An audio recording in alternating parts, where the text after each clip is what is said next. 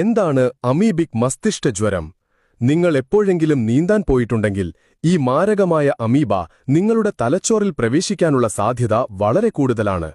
നിങ്ങളൊരു കുളത്തിലോ തടാകത്തിലോ നീന്തുമ്പോഴെല്ലാം നിങ്ങളുടെ മൂക്കിൽ കയറി നിങ്ങളുടെ മൂക്കിലൂടെ നീന്താൻ ഇഷ്ടപ്പെടുന്ന ഈ ചെറിയ അമീബകൾ സാധാരണയായി ബാക്ടീരിയകളിൽ നിന്ന് നിങ്ങളെ സംരക്ഷിക്കുന്ന നിങ്ങളുടെ മൂക്കിലെ മ്യൂക്കസ് അതിനെ തടയാൻ വളരെ ദുർബലമാണ്.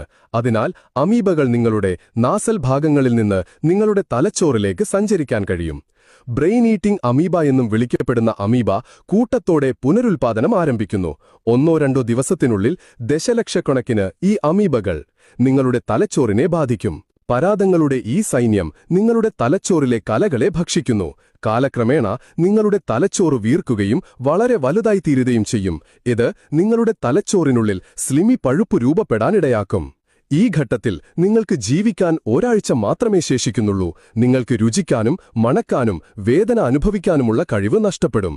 അതിലും മോശം, ഒരു കടുത്ത പനി ആരംഭിക്കും. മണിക്കൂറുകളോളം നിങ്ങൾ ഛർദ്ദിക്കും. 5 ദിവസത്തിനു ശേഷം ഭ്രമാത്മകത ആരംഭിക്കും. അതായത് നിങ്ങളുടെ സ്കീസോഫ്രീനിക്സ് യഥാർത്ഥത്തിൽ യഥാർത്ഥമല്ലാത്ത കാര്യങ്ങൾ കാണാൻ തുടങ്ങും.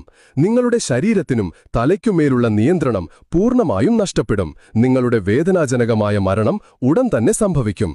അതുകൊണ്ട് നിങ്ങൾ ഓർക്കുക, വൃത്തിഹീനമായ നദീതടങ്ങളിൽ, സ്വിമ്മിംഗ് പൂളുകളിൽ നിങ്ങൾ കഴിവതും ഇറങ്ങാതിരിക്കുക. കഴിവതും നമ്മുടെ കുട്ടികളെ ഇറക്കാതിരിക്കുക. കൂടുതൽ വീഡിയോസിനായി ഡോക്ടർ അപ്പുക്കുട്ടനെ ഫോളോ ചെയ്യുക.